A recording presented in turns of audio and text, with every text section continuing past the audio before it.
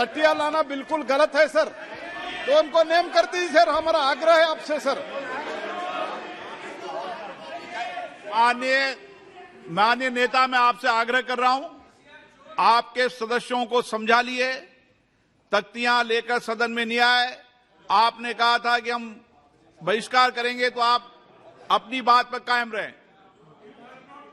पिछले 3 दिन से कर रहा था साहब, हम लोग का डिमांड है जेपीसी को करने के लिए, जेपीसी डालने के लिए, और जेपीसी नहीं डाल रहे थे साहब। अभी हम लोग जो है ना प्रधानमंत्री जी का सामने भी हम लोग को जो ये मुद्दा को रखना चाहता था, आपका सामने भी रखा है और हाउस का सामने भी रखा है। अभी हम लोग जो है ना सर इस बात से जो है ना हम लोग वॉकआउट कर रहे हैं।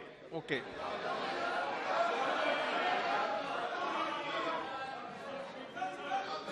बैठ जाइए आप।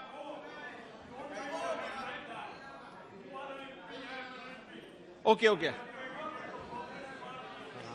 माननीय प्रधानमंत्री जी।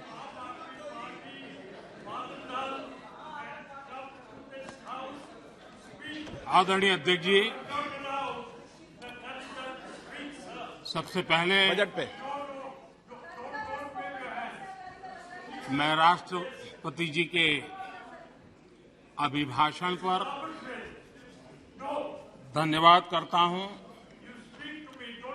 और ये मेरा सौभाग्य रहा है कि मुझे पहले भी कई बार राष्ट्रपति जी के अभिभाषण पर धन्यवाद करने का अवसर मिला है।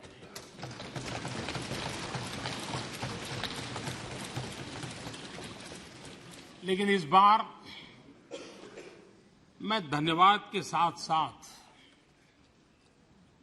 राष्ट्रपति महोदया जी का अभिनंदन भी करना चाहता हूं।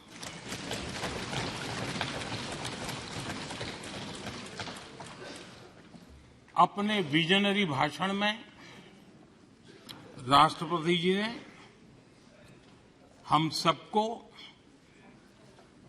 और करोड़ों देशवासियों को मार्गदर्शन किया है। गणतंत्र के मुखिया के रूप में उनकी उपस्थिति ऐतिहासिक भी है और देश की कोटि-कोटि बहन बेटियों के लिए बहुत बड़ा प्रेरणा का अवसर भी। आदरणीय राष्ट्रपति महोदया ने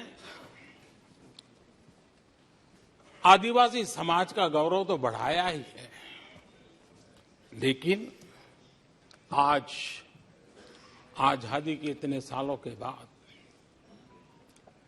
आदिवासी समाज में जो गौरव की अनुभूति हो रही है, उनका जो आत्मविश्वास बढ़ा है,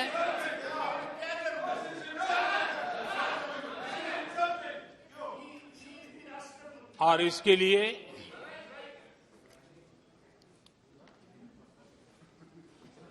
ये सदन भी और देश भी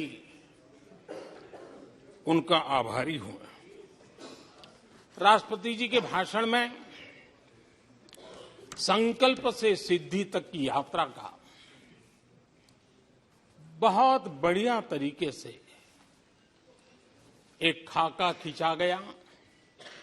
एक प्रकार से देश को अकाउंट भी दिया गया, इंस्पिरेशन भी दिया गया।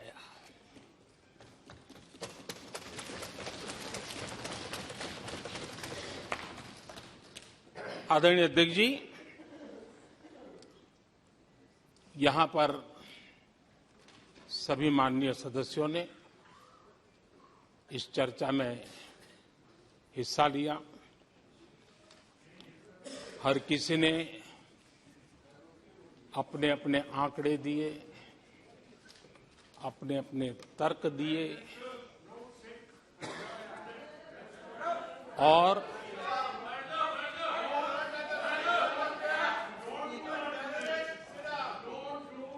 अपनी रुचि, प्रवृत्ति, प्रकृति के अनुसार सबने अपनी बातें रखी और जब इन बातों को गौर से सुनते हैं, उसे समझने का जब प्रयास करते हैं, तो ये भी ध्यान में आता है कि किसकी कितनी क्षमता है, किसकी कितनी योग्यता है, किसकी कितनी समझ है और किसका क्या इरादा है। ये सारी बातें प्रकट होती ही हैं और देश भली भांति तरीके से उसका मूल्यांकन भी करता है। मैं चर्चा में शामिल सभी माननीय सदस्यों का हृदय से आभार व्यक्त करता हूं, लेकिन मैं देख रहा था कल कुछ लोगों के भाषण के बाद पूरा इकोसिस्टम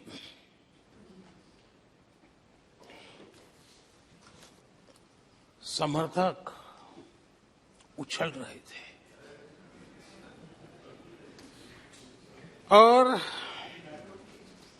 खुश होकर के कहने लगे, ये हुई है। मैं अंतिम बार बोल रहा हूं, आप सीट पर बैठे बैठे नहीं बोले, आप वरिष्ठ सदस्य हैं और कोई शब्दों को नहीं, गलत। आप चुप रहिए, नो नो,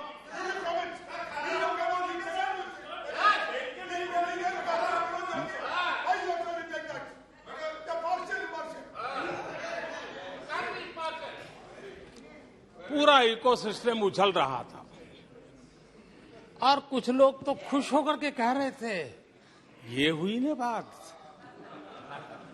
बड़ा, शायद नींद भी अच्छी आई होगी, शायद आज उठ भी नहीं पाए होंगे।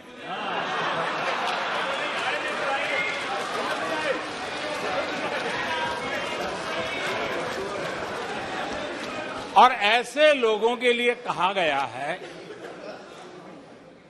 बहुत अच्छे ढंग से कहा गया है, ये कह कर के हम, ये कह कर हम दिल को बहला रहे हैं, ये कह के हम दिल को बहला रहे हैं, वो अब चल चुके हैं, वो अब चल चुके हैं, वो अब आ रहे हैं। माननीय अध्यक्ष जी, जब राष्ट्रपति जी का भाषण हो रहा था, कुछ लोग कन्नी भी काट गए और एक बड़े नेता महामहिम राष्ट्रपति जी का अपमान भी कर चुके हैं।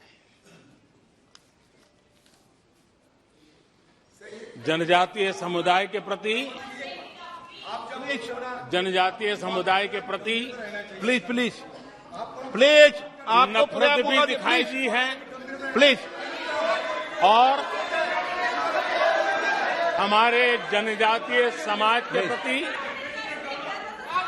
उनकी सोच क्या है। देखिए, सदन के तरीके से चलेगा। आप लोग बोले थे, सबने सुना था, कोई डिस्टर्बेंस नहीं हो। नो, गलत। लेकिन जब इस प्रकार की बातें टीवी के सामने कही गई, तो भीतर पड़ा हुआ जो नफरत का भाव था, जो सच, वो बाहर आके ही रह गया। ये खुशी है।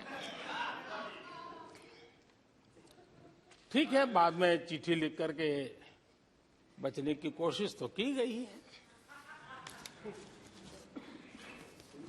माननीय अध्यक्ष जी, जब राष्ट्रपति जी के भाषण पर चर्चा मैं सुन रहा था, तो मुझे लगा कि बहुत सी बातों को मौन रह कर भी स्वीकार किया गया है। यानी एक प्रकार से सबके भाषण में सुनता था तब लगा कि राष्ट्रपति जी के भाषण के प्रति किसी को इतराज नहीं है, किसी ने उसकी आलोचना नहीं की। भाषण की हर बात, अब देखिए क्या कहा है राष्ट्रपति जी ने, मैं उन्हीं के शब्द कोट करता हूं। राष्ट्रपति जी ने अपने भाषण में कहा था, जो भारत कभी अपनी अधिकांश समस्याओं के समाधान के लिए दूसरों पर निर्भर था, वही आज दुनिया की समस्याओं के समाधान का माध्यम बन रहा है। राष्ट्रपति जी ने यह भी कहा था,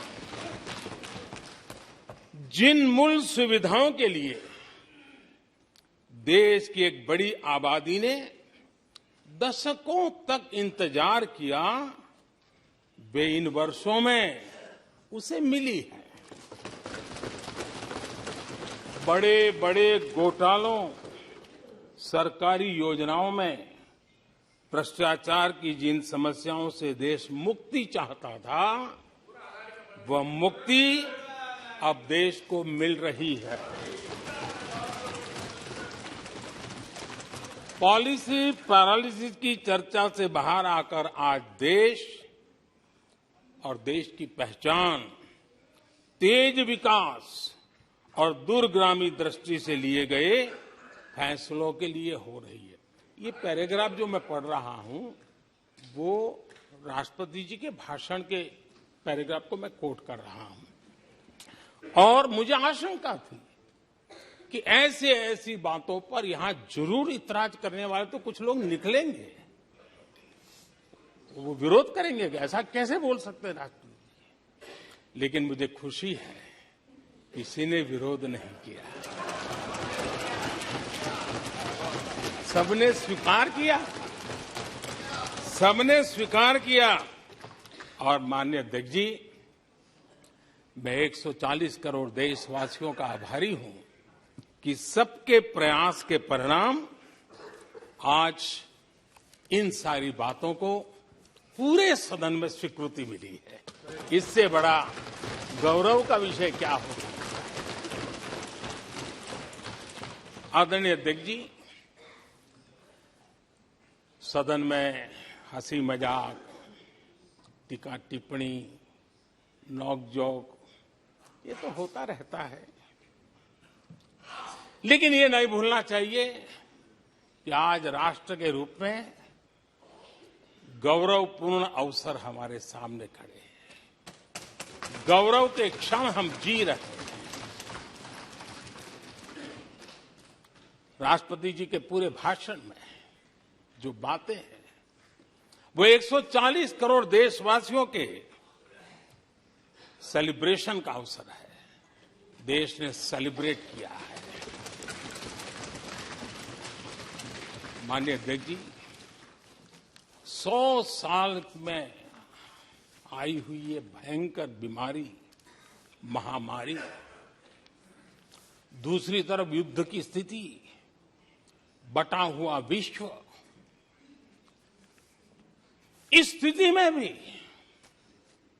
इस संकट के माहौल में भी देश को जिस प्रकार से संभाला गया है, देश जिस प्रकार से संभला है, इससे पूरा देश आत्मविश्वास से भर रहा है, गौरव से भर रहा है। आदरणीय अध्यक्ष जी, चुनौतियों के बिना जीवन नहीं होता है। चुनौतियां तो आती हैं, लेकिन चुनौतियों से ज्यादा सामर्थ्यवान है 140 करोड़ देशवासियों का जज्बा। 140 करोड़ देशवासियों का सामर्थ्य चुनौतियों से भी ज्यादा मजबूत है, बड़ा है और सामर्थ्य से भरा हुआ है। इतनी बड़ी भयंकर महामारी, बटा हुआ विश्व, युद्ध के कारण हो रहे विनाश, अनेकों देशों में अस्थिरता का माहौल है। कई देशों में भीषण महंगाई है, बेरोजगारी, खाने पीने का संकट, और हमारे अड़ोस पड़ोस में भी जिस प्रकार से हालत बने हुई है, ऐसी स्थिति में माननीय अध्यक्ष जी, कौन हिंदुस्तानी इस बात पे गर्व नहीं करेगा कि ऐसे समय में भी देश दुनिया की 5वीं बड़ी अर्थव्यवस्था बना है।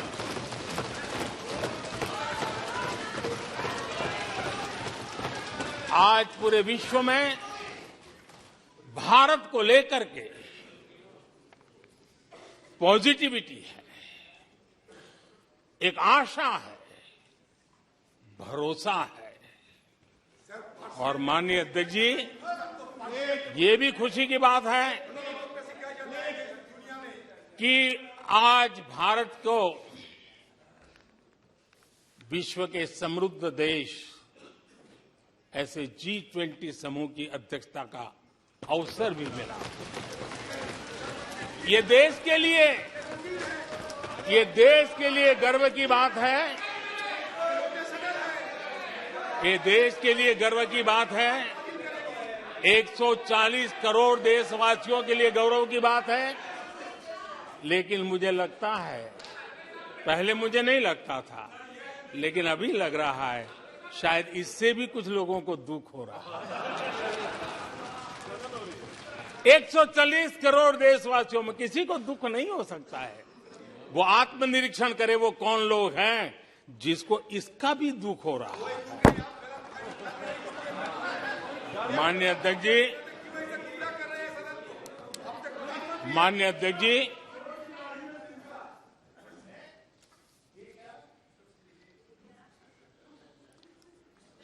आज दुनिया की हर विश्वसनीय संस्था, सारे एक्सपर्ट्स जो वैश्विक प्रवाहों को बहुत गहराई से अध्ययन करते हैं, जो भविष्य का अच्छे से अनुमान भी लगा सकते हैं, उन सबको आज भारत के प्रति बहुत आशा है, विश्वास है और बहुत एक मात्रा में उमंग भी है। और आखिर ये सब क्यों? ऐसे ही तो नहीं है। आज पूरी दुनिया भारत की तरफ इस प्रकार से बड़ी आशा की नजरों से क्यों देख रही है? इसके पीछे कारण है। इसका उत्तर छिपा है भारत में आई स्थिरता में, भारत की वैश्विक साख में, भारत के बढ़ते सामर्थ्य में और भारत में बन रही नई संभावनाओं में। माननीय अध्यक्ष जी, हमारी रोजमर्रा की जिंदगी में जो बातें हो रही है, उसी को मैं अगर शब्दबद्ध करूं और कुछ बातें उदाहरण से समझाने की कोशिश करूं। अब आप देखिए, भारत में 1-2-3 दशक अस्थिरता के रहे। आज स्थिरता है, पॉलिटिकल स्टेबिलिटी है, स्टेबल गवर्नमेंट भी है और डिसिसिव गवर्नमेंट है।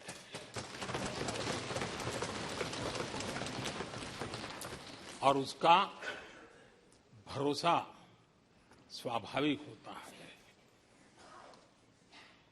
एक निर्णायक सरकार, एक पूर्ण बहुमत से चलने वाली सरकार, वो राष्ट्रहित में फैसले लेने का सामर्थ्य रखती है। और ये वो सरकार है, रिफॉर्म आउट ऑफ कंपल्सन नहीं, रिफॉर्म आउट ऑफ कन्विक्शन हो रहे हैं। और हम इस मार्ग पर हटने वाले नहीं हैं, हम चलते रहेंगे। देश को समय की मांग के अनुसार जो चाहिए वो देते रहेंगे। माननीय अध्यक्ष जी, एक और उदाहरण की तरफ मैं जाना चाहूंगा। इस कोरोना काल में मेड इन इंडिया वैक्सीन तैयार हुई। भारत ने दुनिया का सबसे बड़ा वैक्सीनेशन अभियान चलाया और इतना ही नहीं, अपने करोड़ों नागरिकों को मुफ्त वैक्सीन के टीके लगाए। इतना ही नहीं, 150 से ज्यादा देशों को इस संकट के समय हमने जहां जरूरत थी वहां दवाई पहुंचाई, जहां जरूरत थी वहां वैक्सीन पहुंचाई। और आज विश्व के कई देश हैं जो भारत के विषय में इस बात पर बड़े गौरव से विश्व के मंच पर धन्यवाद करते हैं, भारत का गौरवगान करते हैं। उसी प्रकार से तीसरे एक पहलू की तरफ ध्यान देते हैं। इसी संकट काल में आज भारत का डिजिटल इंफ्रास्ट्रक्चर, जिस तेजी से डिजिटल इंफ्रास्ट्रक्चर ने अपनी एक ताकत दिखाई है, एक आधुनिकता की तरफ बदलाव किया है, पूरा विश्व इसका अध्ययन कर रहा है। मैं पिछले दिनों G20 समिट में बाली में था। डिजिटल इंडिया की चारों तरफ वाहवाही हो रही थी और बहुत क्यूरियोसिटी थी कि देश कैसे कर रहा है। कोरोना काल में दुनिया के बड़े बड़े देश, समृद्ध देश अपने नागरिकों को आर्थिक मदद पहुंचाना चाहते थे, नोटें छापते थे, बांटते थे, लेकिन बांट नहीं पाते थे। ये देश हैं जो एक फ्रिक्शन ऑफ सेकंड में लाखों करोड़ों रुपए देशवासियों के खाते में जमा करवा देता है। हजारों करोड़ रुपए ट्रांसफर हो जाते हैं। एक समय था छोटी छोटी टेक्नोलॉजी के लिए देश तरसता था। आज देश में बहुत बड़ा फर्क महसूस हो रहा है। टेक्नोलॉजी के क्षेत्र में देश बड़ी ताकत के साथ आगे बढ़ रहा है।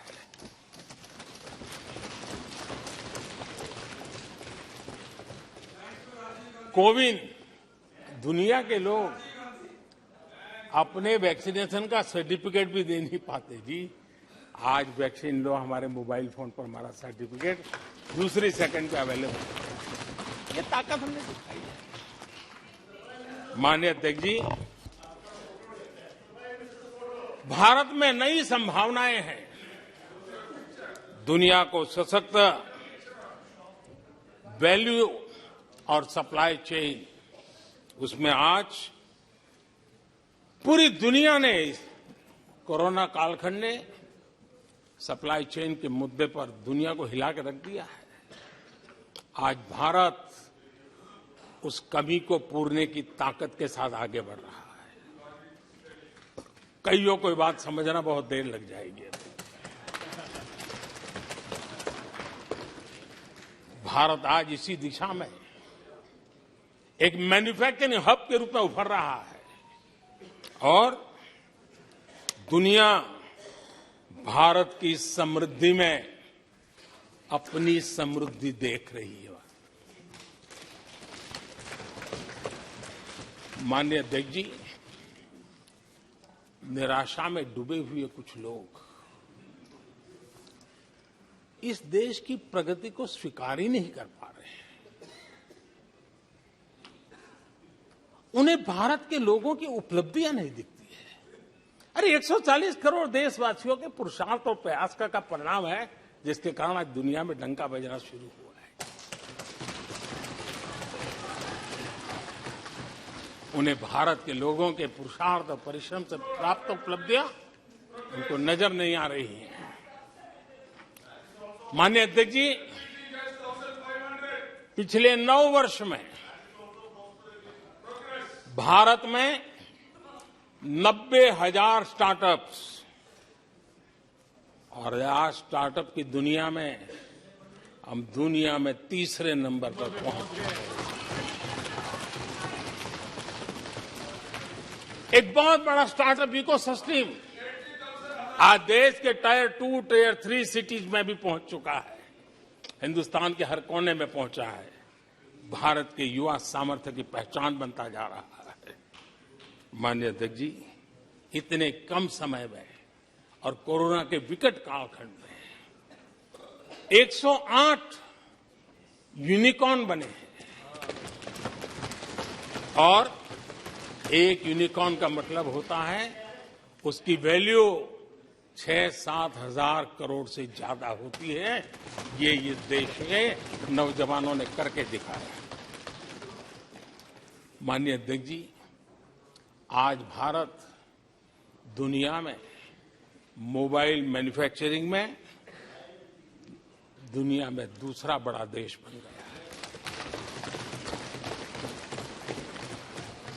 घरेलू विमान यात्री डोमेस्टिक एयर ट्रैफिक में आज विश्व में हम तीसरे नंबर पर पहुंच चुके हैं।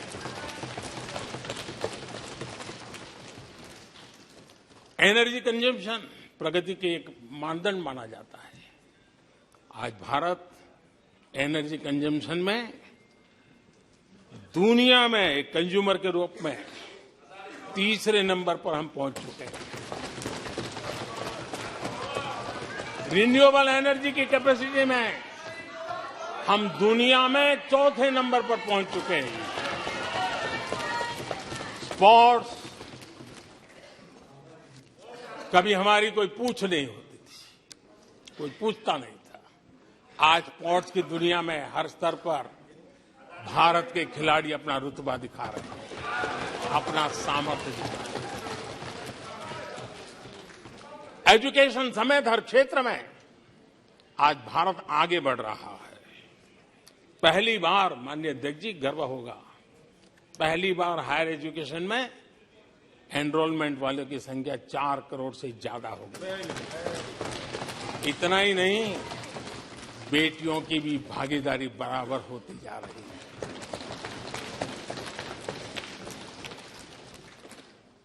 देश में इंजीनियरिंग हो, मेडिकल कॉलेज हो, प्रोफेशनल कॉलेजेस हो, उसकी संख्या बहुत तेजी से बढ़ रही है। स्पोर्ट्स के अंदर भारत का परचम ओलंपिक हो, कॉमनवेल्थ हो, हर जगह पे हमारे बेटे, हमारी बेटियों ने शानदार प्रदर्शन किया है। माननीय अध्यक्ष जी, किसी भी भारतीय को ऐसी अनेक बातें मैं गिना सकता हूं। राष्ट्रपति जी ने अपने भाषण में कई बातें कही हैं। देश में हर स्तर पर, हर क्षेत्र में, हर सोच में आशा ही आशा नजर आ रही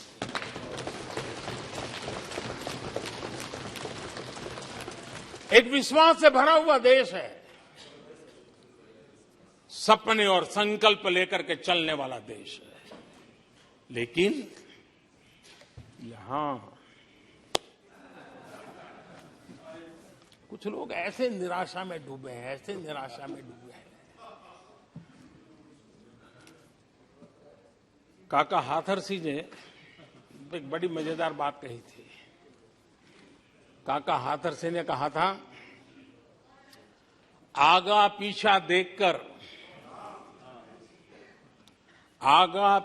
देखकर क्यों होते गमगीन,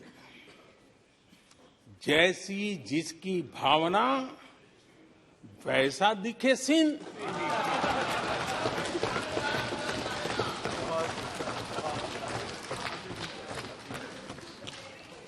आदरणीय अध्यक्ष जी, आखिर ये निराशा भी ऐसे नहीं आई है। इसके पीछे कारण है। एक तो जनता का हुक्म, बार बार हुक्म, लेकिन साथ साथ इस निराशा के पीछे जो अंतर मन में पड़ी हुई चीज है, जो चैन से सोने नहीं देती है, और क्या है? पिछले 10 साल में 2014 के पहले 2004 से 14 भारत की अर्थव्यवस्था खस्ता हाल हो गई। निराशा नहीं होगी तो क्या होगा? 10 साल में महंगाई डबल डिजिट रही और इसलिए कुछ अगर अच्छा होता है तो निराशा और उभर करके आती है। और जिन्होंने बेरोजगारी दूर करने के वादे किए थे,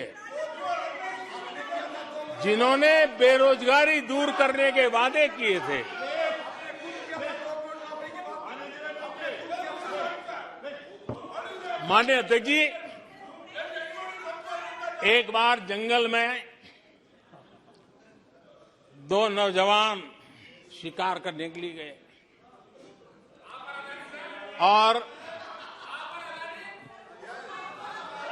वो गाड़ी में अपनी बंदूक नीचे उतार करके थोड़ा टहलने लगे। उन्होंने सोचा कि थोड़ा अभी आगे चलना है तो थोड़ा जरा हाथ पैर ठीक कर ले,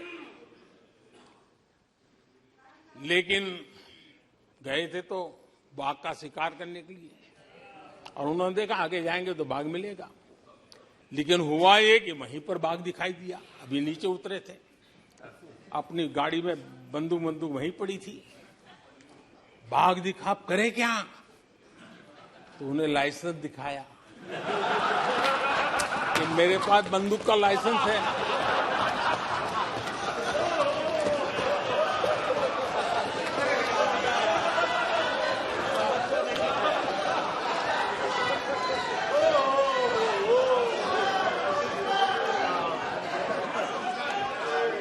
इन्होंने भी बेरोजगारी दूर करने के नाम पर एक कानून दिखाया, तो कानून बना दिया है।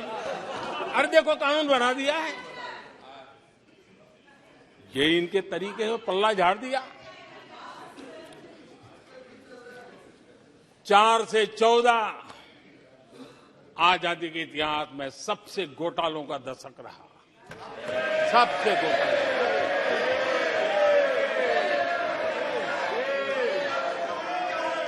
वही 10 साल, यूपीए के वो 10 साल, कश्मीर से कन्याकुमारी,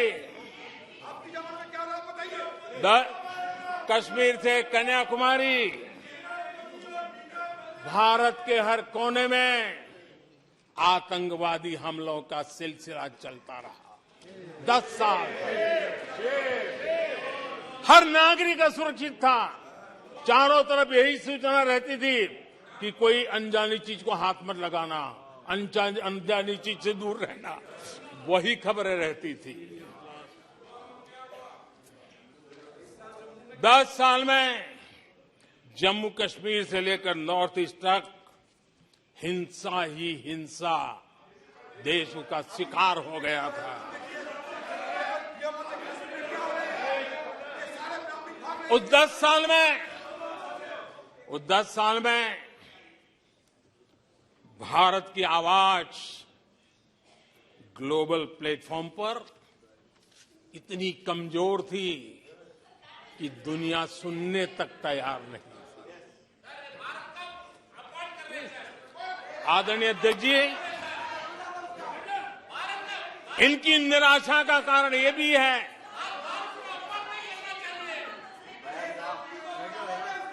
आज जब देश की क्षमता का परिचय हो रहा है, 140 करोड़ देशवासियों का सामर्थ्य खिल रहा है, खुल करके सामने आ रहा है। लेकिन देश का सामर्थ्य तो पहले भी था, लेकिन 4 से ले 14 तक इन्होंने वो अवसर गंवा दिया। और यूपीए की पहचान बन गई, हर मौके को मुसीबत में पलट दिया, हर मौके को मुसीबत में पलट दिया। जब टेक्नोलॉजी, इंफॉर्मेशन और टेक्नोलॉजी इंफॉर्मेशन का युग बड़ी तेजी से बढ़ रहा था, उछल रहा था, उसी समय ये 2G में फंसे रहे, मौका मुसीबत में। सिविल न्यूक्लियर डील हुआ, जब सिविल न्यूक्लियर डील की चर्चा थी, तब ये कैश फॉर वॉट में फंसे रहे। ये खेल चले। आदरणीय अध्यक्ष जी, 2010 में कॉमनवेल्थ गेम्स हुए। भारत को दुनिया के सामने, भारत की युवा सामर्थ्य को प्रस्तुत करना एक बहुत बड़ा अवसर था, लेकिन फिर मौका मुसीबत में, और CWG घोटाले में पूरा देश दुनिया में बदनाम हो गया। आदरणीय अध्यक्ष जी, आदरणीय अध्यक्ष जी, सदी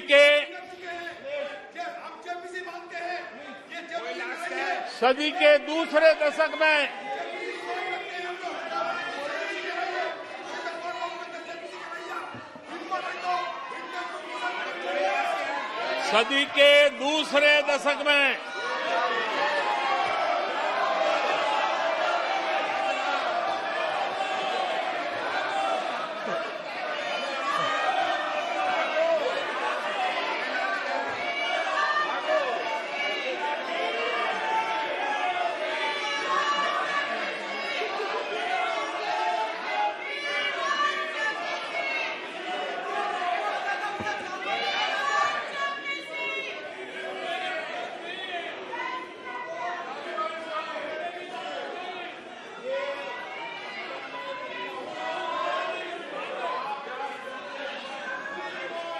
उचित नहीं है, ये संसदीय परंपराओं के अनुरूप नहीं है। आप बिना तथ्यों के बोलते हैं और फिर सुनते नहीं हैं। प्लीज बैठिए। नो, बैठिए। No no no no no. आदरणीय अध्यक्ष जी, ऊर्जा का किसी भी देश के विकास में अपना एक महात्म्य होता है, और जब दुनिया में भारत की ऊर्जा शक्ति के उभार की दिशा में चर्चा की जरूरत थी, इस सदी के दूसरे दशक में हिंदुस्तान की चर्चा ब्लैकआउट के नाते हुई। पूरे विश्व में ब्लैकआउट के वो दिन चर्चा के केंद्र में आ गए। कोयला घोटाला चर्चा में आ गया। आदरणीय अध्यक्ष जी, देश पर इतने आतंकी हमले हुए, 2008 के हमलों को कोई भूल नहीं सकता है, लेकिन आतंकवाद पर सीना तान कर, आंख में आंख मिला करके हमले करने का सामर्थ्य नहीं था। उसे चुनौती को चुनौती देने की ताकत नहीं थी, और उसके कारण आतंकवादियों के हौसले बुलंद होते गए, और पूरा देश 10 साल तक खून बहता रहा। मेरे देश के निर्दोष लोगों का वो दिन गए थे।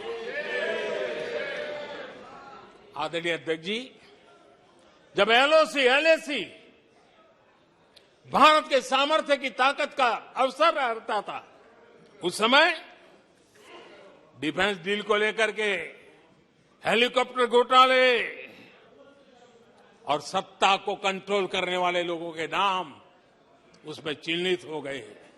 आदरणीय अध्यक्ष जी, जब देश के लिए जरूरत थी और निराशा के मूल में ये चीजें पड़ी हुई है, सब उभर करके आ रहा है।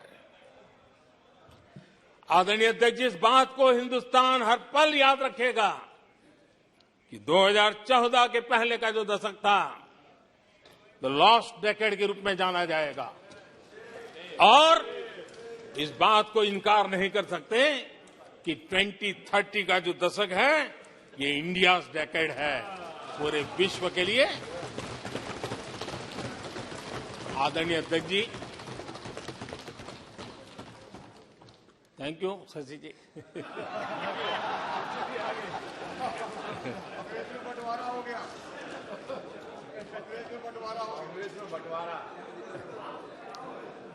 आदरणीय अध्यक्ष जी,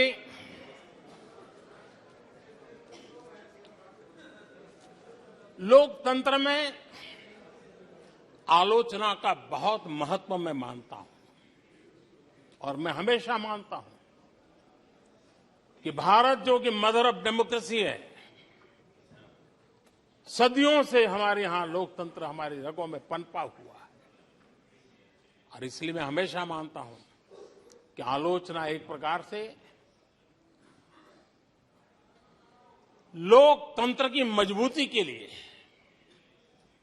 लोकतंत्र के संवर्धन के लिए, लोकतंत्र के स्पिरिट के लिए आलोचना एक शुद्धि यज्ञ है।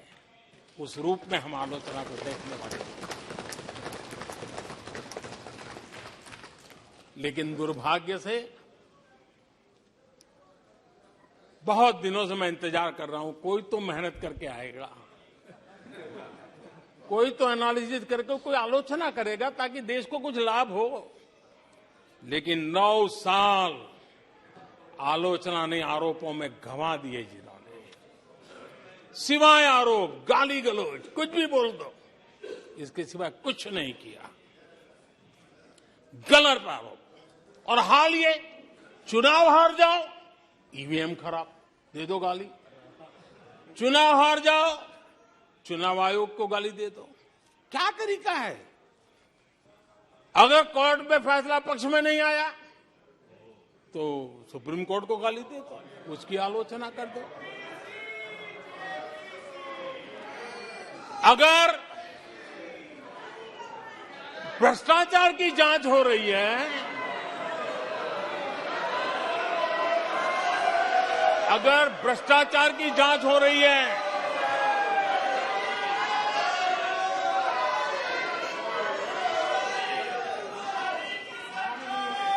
माननीय अध्यक्ष जी, अगर भ्रष्टाचार की जांच हो रही है तो जांच एजेंसियों को गाली दो। अगर सेना पराक्रम करे, सेना अपना शौर्य दिखाए और वो नैरेटिव देश के जन जन के अंदर एक नया विश्वास पैदा करे, तो सेना की आलोचना करो, सेना को गाली दो, सेना पर आरोप करो। कभी आर्थिक देश की प्रगति की खबरें आए, आर्थिक प्रगति की चर्चा हो, विश्व के सारे संस्थान भारत के आर्थिक गौरवगान करे, तो यहां से निकलो, आरबीआई को गाली दो, भारत के आर्थिक संस्थानों को गाली दो। आदरणीय अध्यक्ष जी, हमने 9 साल देखा है माननीय कंस्ट्रक्टिव क्रिटिसिज्म की जगह, माननीय आप सदन के नेता हैं, आप माननीय सदस्यों को समझा दें। लोकतंत्र के लिए जिसकी ये आवश्यकता है, संसदीय परंपरा के अनुरूप नहीं है कि बैठे बैठे बोलें। नो, गलत, नो, नो, आपने भी बोला है, गलत तरीका है ये। नो, बैठ जाइए, गलत तरीका है। ना, जब सदन के नेता बोल रहे हैं तो आपको मर्यादा से सुनना चाहिए। प्लीज बैठिए। माननीय प्रधानमंत्री जी। माननीय अध्यक्ष जी, पिछले 9 साल हमने देखा है कुछ लोगों की बैंक्रप्सी को देखा है कि कंस्ट्रक्टिव क्रिटिसिज्म की जगह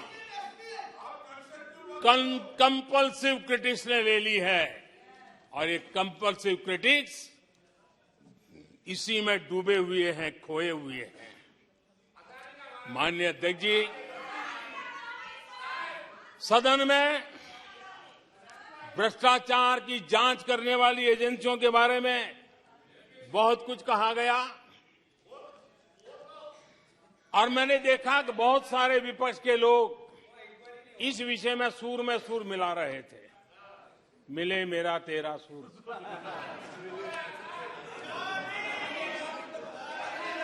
आदरणीय अध्यक्ष जी, मुझे लगता था देश की जनता, देश के चुनाव के नतीजे ऐसे लोगों को जरूर एक मंच पर लाएंगे, लेकिन वो तो हुआ नहीं। लेकिन इन लोगों ने ईडी का धन्यवाद करना चाहिए कि ईडी के कारण ये लोग एक मंच पे आए हैं। ईडी ने इन लोगों को एक मंच पर ला दिया है।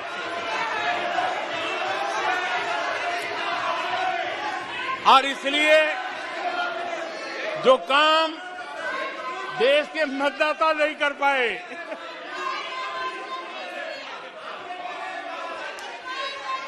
आदरणीय अध्यक्ष जी, मैं कई बार सुन रहा हूं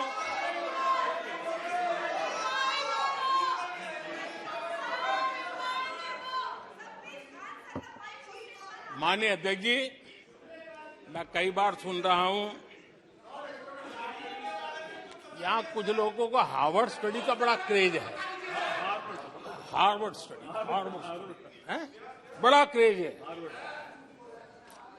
कोरोना काल में ऐसा ही कहा गया था और कांग्रेस ने कहा था कि भारत की बर्बादी पर हार्वर्ड में केस स्टडी होगी, ऐसा कहा था।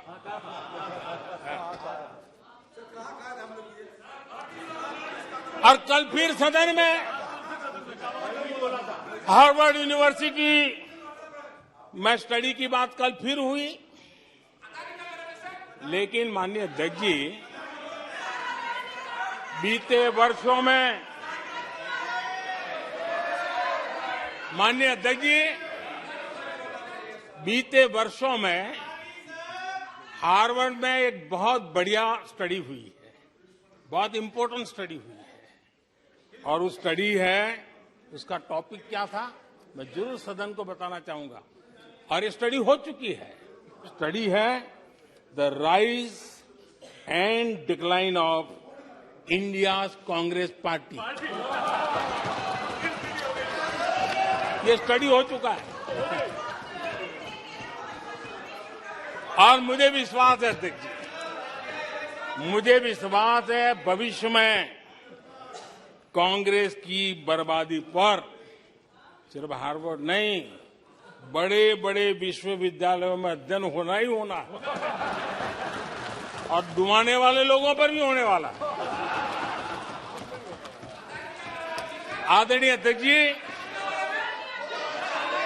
मैं ऐसे लोगों के लिए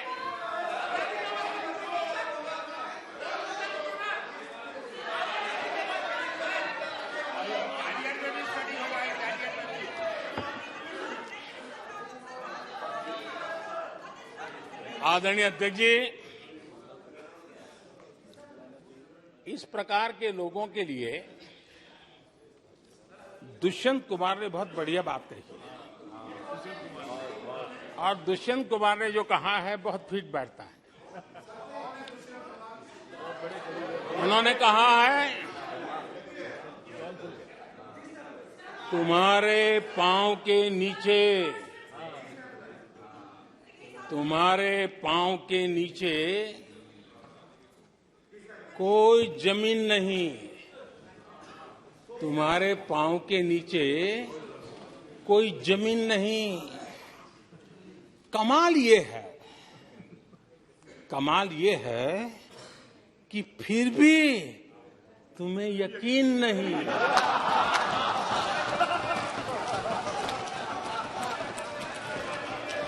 माननीय अध्यक्ष जी,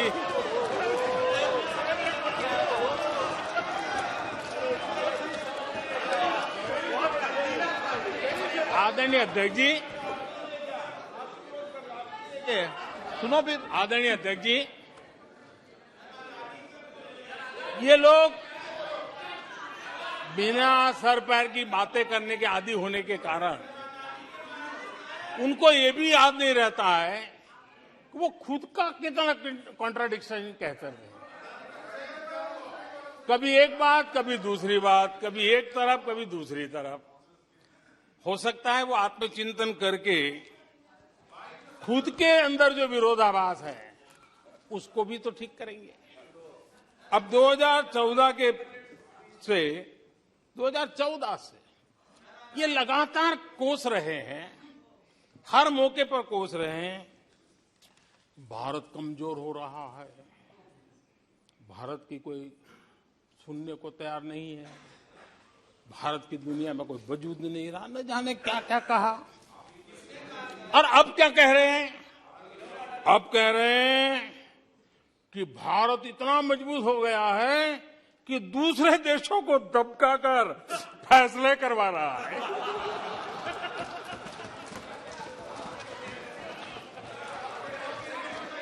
अरे पहले ये तो तय करो भाई कि भारत कमजोर हुआ है कि मजबूत हुआ है। माननीय अध्यक्ष जी,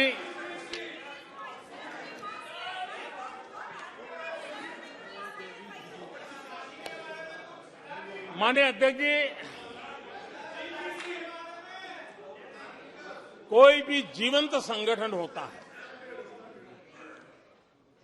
अगर एक जीवंत व्यवस्था होती है, जो जमीन से जुड़ी हुई व्यवस्था होती है, वे जनता जनार्दन में क्या चलता है, लोगों के अंदर उसका चिंतन करता है, उससे कुछ सीखने की कोशिश करता है और अपनी राह भी समय रहते हुए बदलता रहता है। लेकिन जो अहंकार में डूबे होते हैं, जो बस सब कुछ हम ही को ज्ञान है, सब हमारा ये सही सही है, ऐसी जो सोच में जीते हैं, उनको लगता है कि मोदी को गाली दे करके ही हमारा रास्ता निकलेगा। मोदी पर झूठे अनाप शनाप कीचड़ उछाल करके ही रास्ता निकलेगा। अब 22 साल बीत गए, वो गलतफहमी पाल करके बैठे हुए हैं।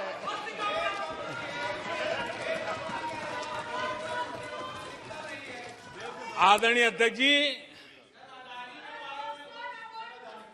मोदी पे भरोसा अखबार की सुर्खियों से पैदा नहीं हुआ है। मोदी पे ये भरोसा टीवी पर चमकते चेहरों से नहीं हुआ है। जीवन खपा दिया है, पल पल खपा दी है, देश के लोगों के लिए खपा दी है, देश के उज्जवल भविष्य के लिए खपा दी है।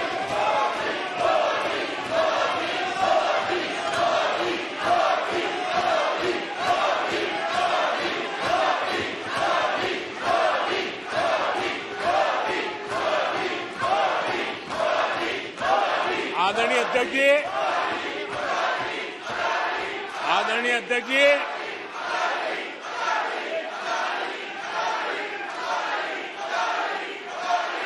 आदरणीय अध्यक्ष जी,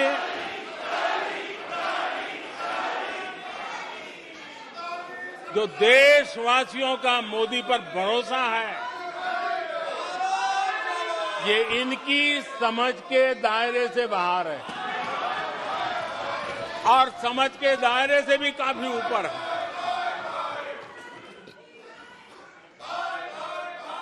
क्या ये झूठे आरोप लगाने वालों पर मुफ्त राशन प्राप्त करने वाले मेरे देश के 80 करोड़ देशवासी क्या कभी उन पर भरोसा करेंगे क्या?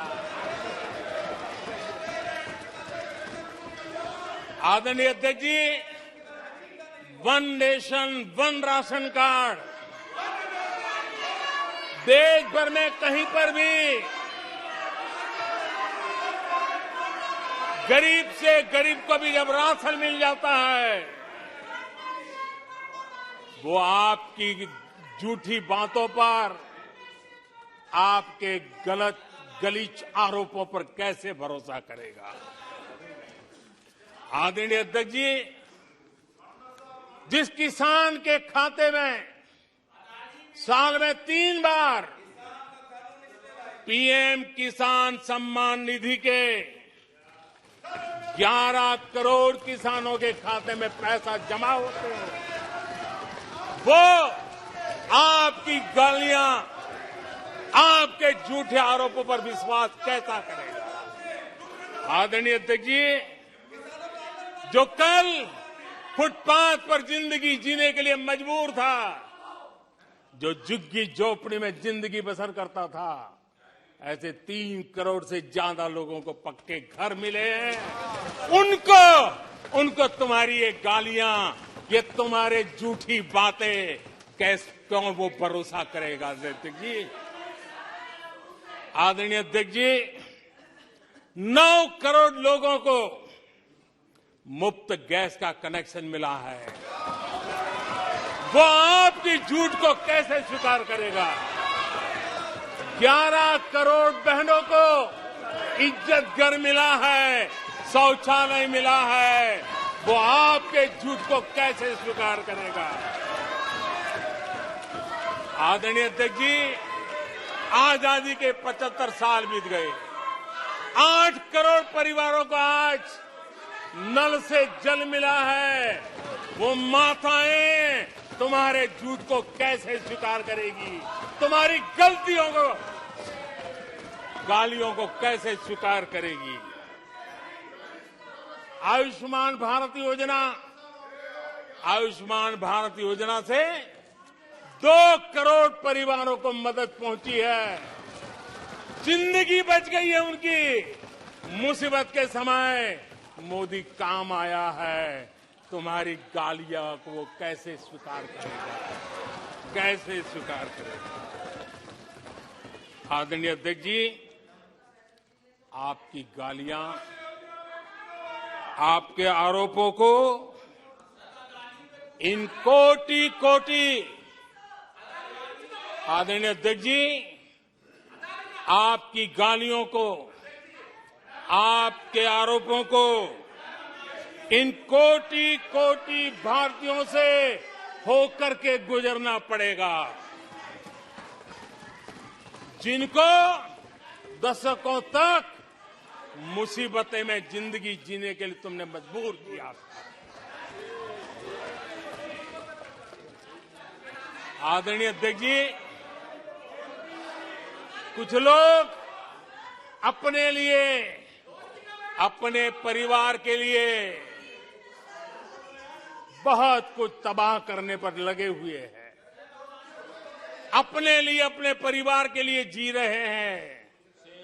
मोदी तो 25 करोड़ देशवासियों के परिवार का सदस्य है। आदरणीय अध्यक्ष जी, 140 करोड़ देशवासियों के आशीर्वाद, ये मेरा सबसे बड़ा सुरक्षा कवच है। और गालियों के शस्त्र से, झूठ के शस्त्रास्त्रों से इस सुरक्षा कवच को कभी तुम भेद नहीं सकते हो। वो विश्वास का सुरक्षा कवच है और इन शस्त्रों से तुम कभी भेद नहीं सकते हो। आदरणीय अध्यक्ष जी,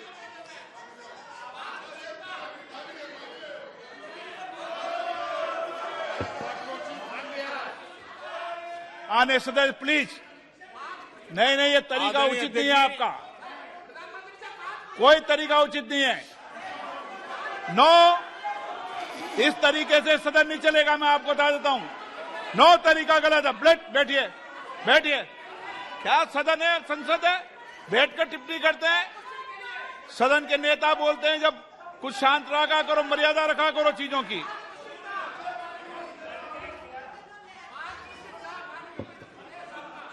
आदरणीय अध्यक्ष जी, हमारी सरकार कुछ बातों के लिए प्रतिबद्ध है। समाज के वंचित वर्ग को वरीयता, उस संकल्प को लेकर के हम जी रहे हैं, उस संकल्प को लेकर के चल रहे हैं। दशकों तक दलित, पिछड़े, आदिवासी, जिस हालत में उनको छोड़ दिया गया था, वो सुधार नहीं आया जो संविधान निर्माताओं ने सोचा था, जो संविधान निर्माताओं ने निर्दिष्ट किया था। 2014 के बाद गरीब कल्याण योजनाओं का सर्वाधिक लाभ मेरे इन्हीं परिवारों को मिला है। दलित, पिछड़ों, आदिवासी की बस्तियों में पहली बार, मानिए थे कि पहली बार बिजली पहुंची है। मीलों तक पानी के लिए जाना पड़ता था, पहली बार नल से जल पहुंच रहा है, इन परिवारों में पहुंच रहा है। माननीय अध्यक्ष जी, अनेक परिवार, कोटि कोटि परिवार पहली बार पक्के घर में आज जा पाए हैं, वहां रह पाए हैं। आदरणीय अध्यक्ष जी, जो बस्तियां आपने छोड़ दी थी, आपके लिए चुनाव के समय ही जिसकी याद आती थी, आज सड़क हो, बिजली हो, पानी हो, इतना ही नहीं 4G कनेक्टिविटी भी वहां पहुंच रही है। आदरणीय अध्यक्ष जी, पूरा देश गौरव कर रहा है। आज एक आदिवासी राष्ट्रपति के रूप में जब देखते हैं, पूरा देश गौरवगान कर रहा है। आज देश में आदि जाति समूह के नर नारी, जिन्होंने मातृभूमि के लिए जीवन तर्पण कर दिए, आजादी के जंग का नेतृत्व किया, उनका पुण्य स्मरण आज हो रहा है और हमारे आदिवासियों का गौरव दिवस मनाया जा रहा है। और हमें गर्व है कि ऐसी महान हमारे आदिवासी परंपरा के प्रतिनिधि के रूप में एक महिला देश का नेतृत्व कर रही है, राष्ट्रपति के रूप में काम कर रही है। हमने उनका हक दिया है। आदरणीय जी,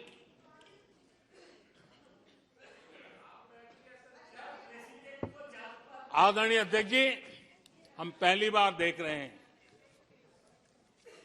एक बात ये भी सही है, हम सबका समान अनुभव है, सिर्फ मेरा ही ऐसा है ऐसा नहीं, आपका भी है।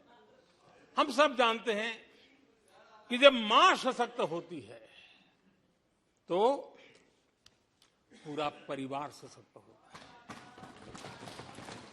जब मां सशक्त होती है तो परिवार सशक्त होता है, परिवार सशक्त होता है तो समाज सशक्त होता है, और तभी जाकर के देश सशक्त होता है। और मुझे संतोष है कि माताएं, बहनों, बेटियों को सबसे ज्यादा सेवा करने का सौभाग्य हमारी सरकार को मिला है। हर छोटी मुसीबत को दूर करने का प्रामाणिक पूर्वक प्रयास किया है। बड़ी संवेदनशीलता के साथ उस पर हमने ध्यान केंद्रित किया है। आदरणीय अध्यक्ष जी, कभी कभी मजाक उड़ाया जा रहा है, ऐसा कैसा प्रधानमंत्री है, लाल किले पर से टॉयलेट की बातें करता है, बड़ी मजाक उड़ाई गई। आदरणीय अध्यक्ष जी, ये टॉयलेट, ये इज्जतगार, इन मेरी माताओं बहनों की क्षमता, उनकी सुविधा, उनका सुरक्षा का सम्मान करने वाली बात। इतना ही नहीं मानिए अध्यक्ष जी, जब मैं सैनिटरी पैड की बात करता हूं तो लोगों को लगता है अरे प्रधानमंत्री ऐसे विजय में क्यों जाते हैं। माननीय अध्यक्ष जी, सैनिटरी पैड्स के अभाव में गरीब बहन बेटियों के अपमान सहती थी, बीमारियों का शिकार हो जाती थी। माताओं बहनों को धुएं में दिन के कई घंटे बिताने पड़ते थे, उनका जीवन धुएं फंसा रहता था, उसे मुक्ति दिलाने का काम उन गरीब माताओं बहनों को करने का सौभाग्य हमें मिला है। जिंदगी खप जाती थी, आधा समय पानी के लिए, आधा समय केरोसिन की लाइन के अंदर खपे रहते थे। आज उससे मुक्ति देने का संतोष, उन माताओं बहनों को मुक्ति देने का संतोष।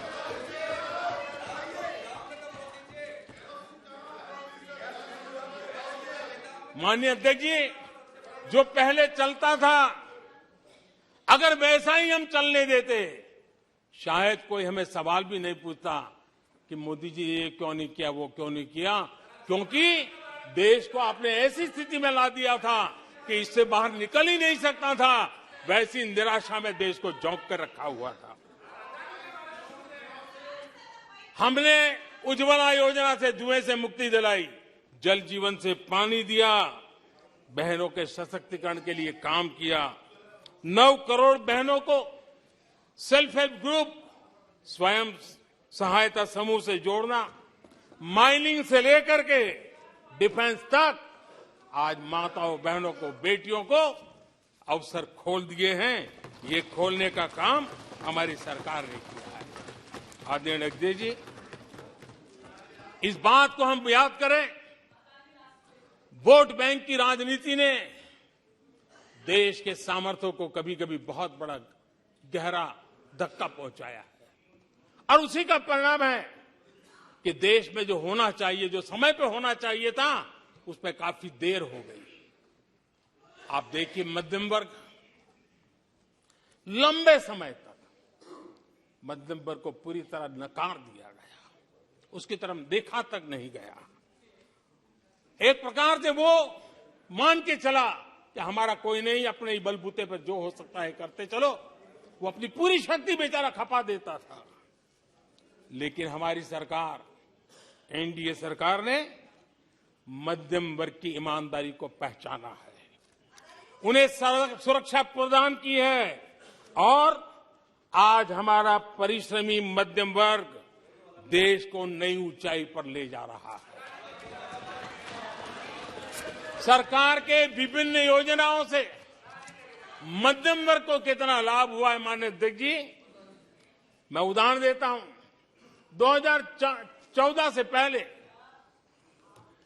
जीबी डेटा, क्योंकि आज युग बदल चुका है, ऑनलाइन दुनिया चल रही है, हर एक के हाथ में मोबाइल पड़ा हुआ है, कुछ लोगों के जेब फटे हुए हो तो भी मोबाइल तो होता ही है।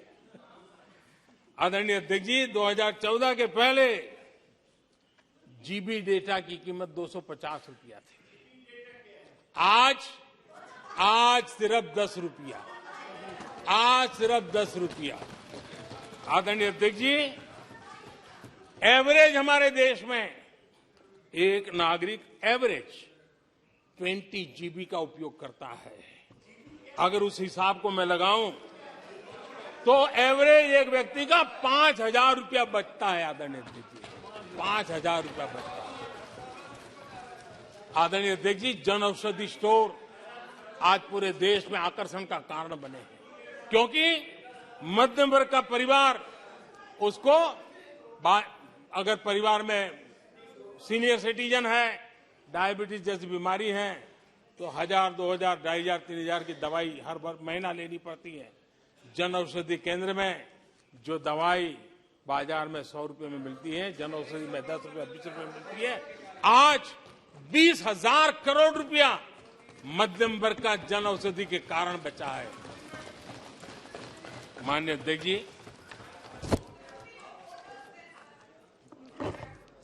हर मध्यम वर्गीय परिवार की एक सपना रहता है खुद का घर बने, और अर्बन इलाके में होम लोन के लिए बड़ी व्यवस्था करने का काम हमने किया, और रेरा का कानून बनाने के कारण जो कभी इस प्रकार के तत्व मध्यम वर्ग की मेहनत की कमाई को सालों तक डुबो कर रख देते थे, उसमें से मुक्ति दिला करके उसको एक नया विश्वास देने का काम हमने किया, और उसके कारण खुद का घर बनाने की उसकी सहूलियत बढ़ गई है। आदरणीय अध्यक्ष जी, हर मध्यम वर्गीय परिवार को अपने बच्चों के भविष्य के लिए, उसके उच्च शिक्षा के लिए उसके मन में रहता है, मंसूबा रहता है। वो चाहता है आज जितनी मात्रा में मेडिकल कॉलेजेस हो, इंजीनियरिंग कॉलेज हो, प्रोफेशनल कॉलेजों की संख्या बढ़ाई गई है, सीटें बढ़ाई गई हैं, उसने मध्यम वर्ग के एस्पिरेशन को बहुत उत्तम तरीके से एड्रेस किया है, उसको विश्वास होने लगा है कि उनके बच्चों का उज्जवल भविष्य निर्धारित है।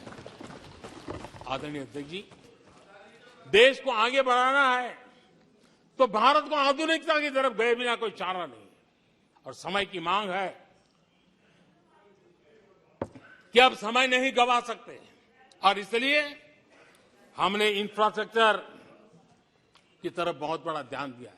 और ये भी माने स्वीकार रखा, भारत की एक जमाने में पहचान थी गुलामी के कालखंड के पहले। गुलामी के कालखंड के पहले ये देश आर्किटेक्चर के लिए, इंफ्रास्ट्रक्चर के लिए दुनिया में उसकी एक ताकत थी, पहचान थी। गुलामी के कालखंड में सारा नष्ट हो गया। देश आजाद होने के बाद वो दिन दोबारा में आएगा ऐसी आशा थी, लेकिन वो भी समय बीत गया। जो होना चाहिए था, जिस गति से होना चाहिए, जिस स्केल से होना चाहिए था, वो हम नहीं कर पाए। आज उसमें बहुत बड़ा बदलाव इस दशक में देखा जा रहा है। सड़क हो, समुद्री मार्ग हो, व्यापार हो, वाटरवेज हो, हर क्षेत्र में आज इंफ्रास्ट्रक्चर का कायाकल्प देख रहा है। हाईवे पर रिकॉर्ड निवेश हो रहा है। माननीय अध्यक्ष जी, दुनिया भर में आज चौड़ी सड़कों की बात होती थी, भारत में चौड़ी सड़कें, हाईवे, एक्सप्रेसवे आज देश की नई पीढ़ी देख रही है। भारत में वैश्विक स्तर के अच्छे हाईवे, एक्सप्रेस दिखे, इस दिशा में हमारा काम है। पहले रेलवे इंफ्रास्ट्रक्चर अंग्रेजों ने जो देकर के गए, उसी पर भी हम बैठे रहे, उसी को हमने अच्छा मान लिया, गाड़ी चलती थी। आदरणीय अध्यक्ष जी, वो समय था, आदरणीय अध्यक्ष जी, वो समय था जिस प्रकार से अंग्रेज जो छोड़ करके गए थे, उसी भाव में जीते रहे। और रेलवे की पहचान क्या बन गई थी? रेलवे यानी धक्का मुक्की, रेलवे यानी एक्सीडेंट, रेलवे यानी लेट लतीफ। यही यानी एक स्थिति थी, लेट लतीफ में एक कहावत बनी गई थी, रेलवे यानी लेट लतीफी। एक समय था हर महीने एक्सीडेंट होने वाली घटनाएं बार बार आती थी। एक समय था एक्सीडेंट एक किस्मत बन गई थी। लेकिन अब ट्रेनों के अंदर वंदे भारत की मांग, हर एमपी चिट्ठी लिखता है, मेरे यहां वंदे भारत चालू करो। आज रेलवे स्टेशनों का कायाकल्प हो रहा है, आज एयरपोर्ट का कायाकल्प हो रहा है। 70 साल में 70 एयरपोर्ट, 70 साल में 70 एयरपोर्ट, 9 साल में 70 एयरपोर्ट। देश में वाटरवेज भी बन रहा है। आज वाटरवेज पर ट्रांसपोर्टेशन हो रहा है। आदरणीय अध्यक्ष जी, देश आधुनिकता की तरफ बढ़े, इसके लिए आधुनिक इंफ्रास्ट्रक्चर को बल देते हुए, आदरणीय अध्यक्ष जी, मैंने जीवन में, सार्वजनिक जीवन में 4-5 दशक मुझे हो गए,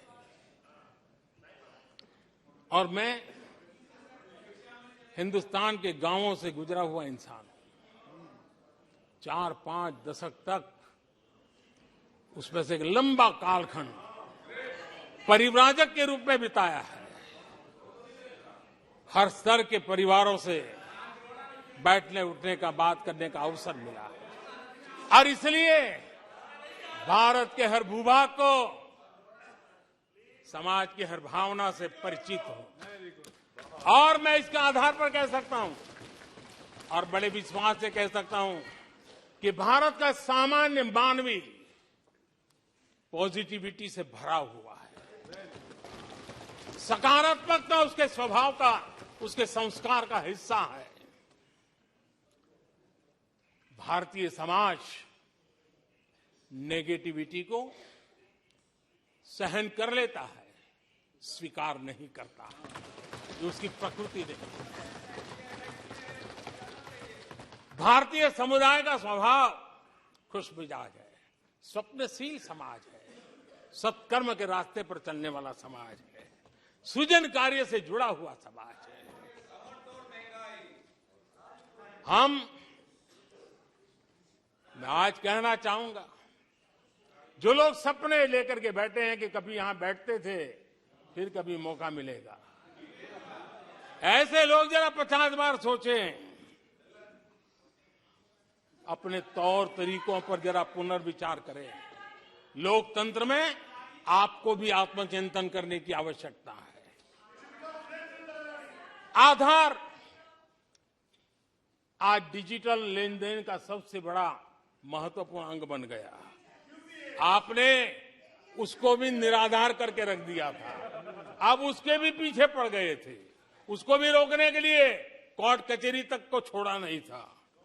जीएसटी को न जाने क्या क्या कह दिया गया, पता नहीं, लेकिन आज हिंदुस्तान की अर्थव्यवस्था को और सामान्य मानवी को जीवन सुगम बनाने में जीएसटी ने एक बहुत बड़ी भूमिका अदा की। वो जमा एचएएल को कितनी गालियां दी गई, किस प्रकार से बड़े बड़े फोरम का मिसयूज किया गया। आज एशिया का सबसे बड़ा हेलीकॉप्टर बनाने वाला हब बन चुका है, जहां से तेजस हवाई जहाज सैकड़ों की संख्या में बन रहे हैं। भारतीय सेना के हजारों करोड़ रुपए का ऑर्डर आज एचएएल के पास है। भारत के अंदर आज वाइब्रेंट डिफेंस इंडस्ट्री आगे आ रही है। आज भारत डिफेंस एक्सपोर्ट करने लगा है। माननीय अध्यक्ष जी, हिंदुस्तान के हर नौजवान को गर्व होता है, निराशा में डूबे हुए लोगों से अपेक्षा नहीं है। आदरणीय अध्यक्ष जी, आप जानते हैं भली भांति, समय सिद्ध कर रहा है, जो कभी यहां बैठते थे वो वहां जाने के बाद भी फेल हुए हैं, वहां जाने के बाद भी फेल हुए हैं, और देश पास होता जा रहा है, डिस्टिंक्शन पे जा रहा है। और इसलिए समय की मांग है कि आज निराशा में डूबे हुए लोग थोड़ा स्वस्थ मन रख के आत्मचिंतन करें। आदरणीय अध्यक्ष जी, यहां जम्मू कश्मीर की भी चर्चा हुई, जम्मू कश्मीर की भी चर्चा हुई, और जो अभी अभी जम्मू कश्मीर घूम कर गए उन्होंने देखा होगा कितने आन बान शान के साथ आप जम्मू कश्मीर में जा सकते, घूम सकते, फिर सकते। आदरणीय अध्यक्ष जी, पिछली शताब्दी के उत्तरार्ध में, आदरणीय अध्यक्ष जी, पिछली शताब्दी के उत्तरार्ध में मैं भी जम्मू कश्मीर में यात्रा लेके गया था और लाल चौक में तिरंगा फहराने का संकल्प लेकर के चला था। और तब आतंकवादियों ने पोस्टर लगाए थे, आतंकवादियों ने पोस्टर लगाए थे उस समय, और कहा था कि देखते हैं किसने अपनी मां का दूध पिया है जो लाल चौक में आके तिरंगा फहराता है। पोस्टर लगे थे। और उस दिन वो 24 जनवरी थी, मैंने जम्मू के अंदर बड़ी सभा में कहा था, अध्यक्ष जी मैं पिछली शताब्दी की बात कर रहा हूं, और तब मैंने कहा था आतंकवादी कान खोल करके सुन ले। उस दिन मैंने कहा था आतंकवादी कान खोल करके सुन ले। 26 जनवरी को ठीक 11 बजे मैं लाल चौक पहुंचूंगा, बिना सिक्योरिटी आऊंगा, बुलेट प्रूफ जैकेट के बिना आऊंगा, और फैसला लाल चौक में होगा किसने अपनी मां का दूध पिया।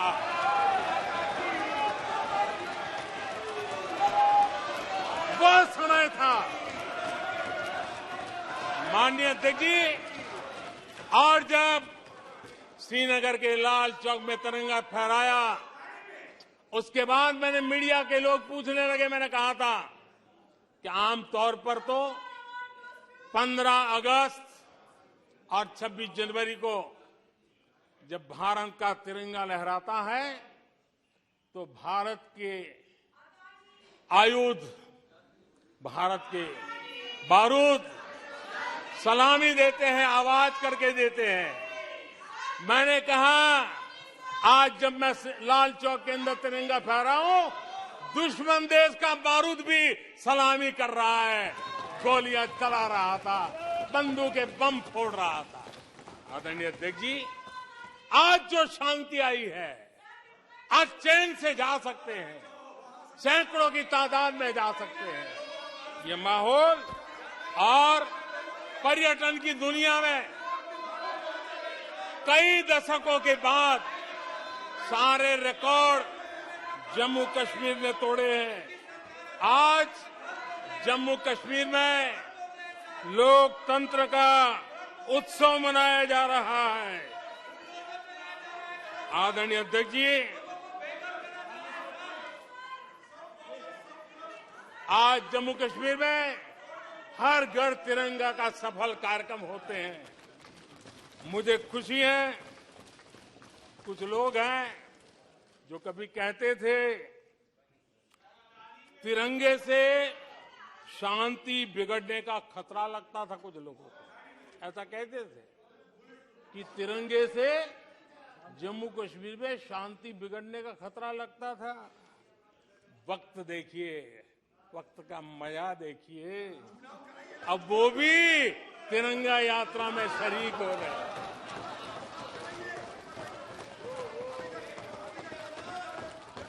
और आदरणीय अध्यक्ष जी, अखबारों में एक खबर आई थी जिसकी तरफ ध्यान नहीं गया होगा। आदरणीय अध्यक्ष जी, उसी समय अखबारों में एक खबर आई थी कि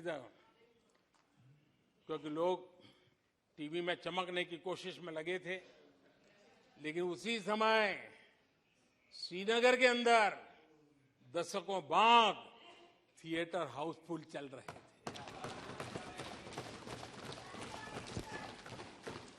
और अलगाववादी दूर दूर तक नजर नहीं आते थे। अब ये भी देश ने देखा है।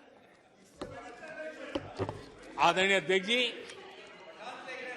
अभी हमारे साथी आकर ही हमारे माननीय सदस्य नॉर्थ ईस्ट के लिए कह रहे थे। मैं कहूंगा जरा एक बार नॉर्थ ईस्ट हो आइए। आपके जमाने का नॉर्थ ईस्ट और आज के जमाने का नॉर्थ ईस्ट देखिए। आधुनिक चौड़े हाईवे हैं, रेल की सुख सुविधा वाली सफर है, आप आराम से हवाई जहाज से जा सकते हैं। नॉर्थ ईस्ट के हर कोने में आज बड़ी, और मैं गर्व के साथ कहता हूं, आजादी का 75 साल मना रहे हैं, तब मैं गर्व से कहता हूं 9 साल में करीब 7500 7,500 7,500 जो हथियार के रास्ते पे चल पड़े थे, ऐसे लोगों ने सरेंडर किया और अलगाववादी प्रवृत्ति छोड़ करके मुख्य धारा में आने का काम किया है। आदरणीय अध्यक्ष जी, आज त्रिपुरा में लाखों परिवारों को पक्का घर मिला है, उसकी खुशी में मुझे शरीक होने का अवसर मिला। जब मैंने त्रिपुरा में हीरा योजना की बात कही थी, तब मैंने कहा था हाईवे, हाईवे, रेलवे और एयरवे, ये हीरा का आज सफलतापूर्वक त्रिपुरा की धरती पर मजबूती नजर आ रही है। त्रिपुरा तेज गति से आज भारत की विकास यात्रा का भागीदार बना है।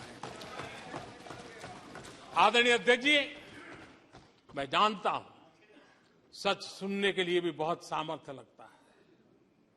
आदरणीय अध्यक्ष जी, झूठे गंदे आरोपों को सुनने के लिए भी बहुत बड़ा धैर्य लगता है, और मैं इन सबका अभिनंदन करता हूं जिन्होंने धैर्य के साथ गंदी से गंदी बातें सुनने का ताकत दिखाई है। ये अभिनंदन के अधिकारी हैं। लेकिन जो सच सुनने का सामर्थ्य नहीं रखते हैं, वो कितनी निराशा की गर्त में डूब चुके होंगे, इसका देश आज सबूत देख रहा है। माननीय अध्यक्ष जी,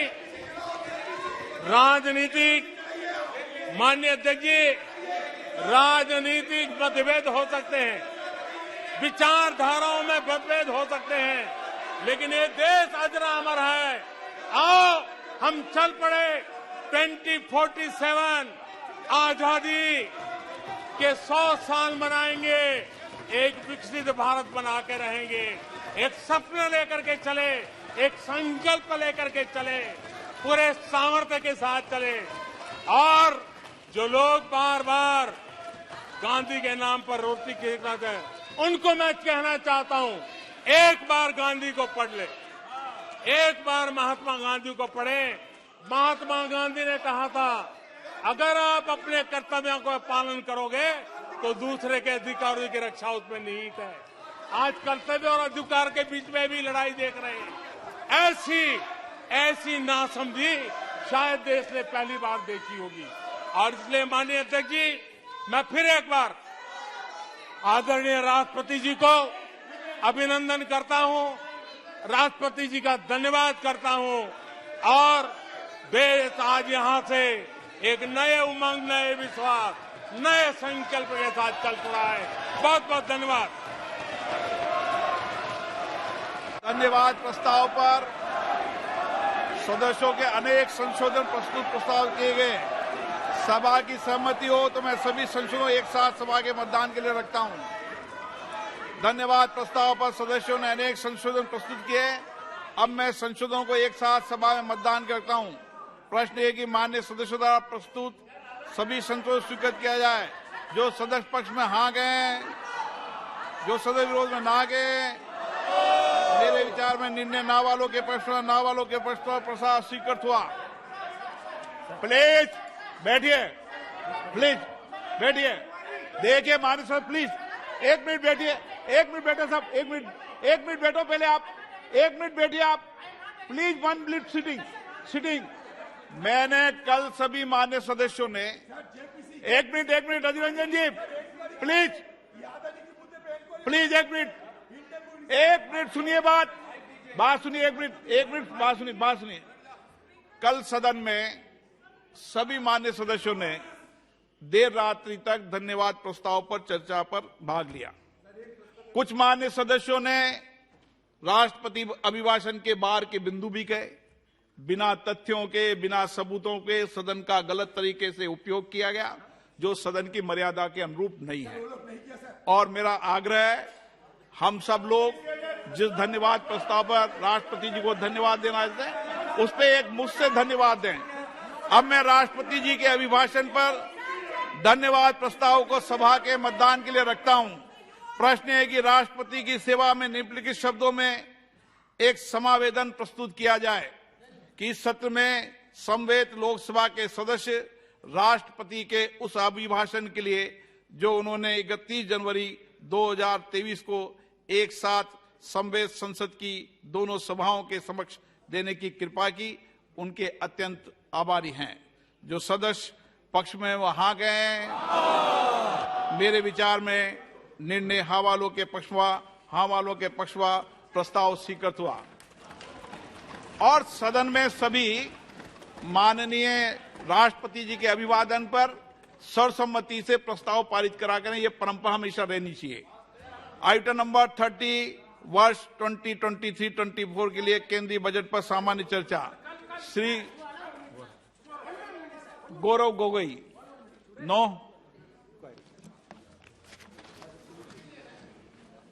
अध्यक्ष महोदय, आज देश के सामने बहुत से चुनौतियां हैं।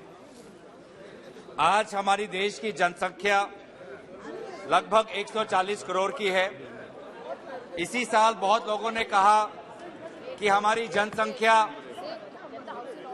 सर हाउस को ऑर्डर में, हाउस को ऑर्डर में लाइए सर। एक मिनट रुक जाओ, आप रुक जाए। प्लीज माननीय सदस्य, प्लीज बैठिए।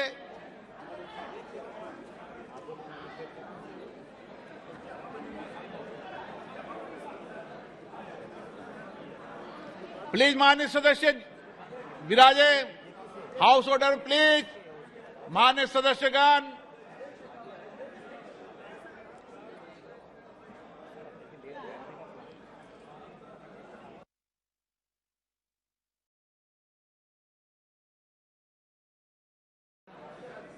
बैठ जाएंगे। गौरव गोगोई जी, प्लीज माननीय सदस्य। मैं नाम से पुकारूं, माने से जो बैठना बैठ जाइए, आप भी इधर बैठ जाइए। Sir Gaurav Gogoi ji. धन्यवाद अध्यक्ष महोदय। आज हमारे देश के सामने सर हाउस को ऑर्डर।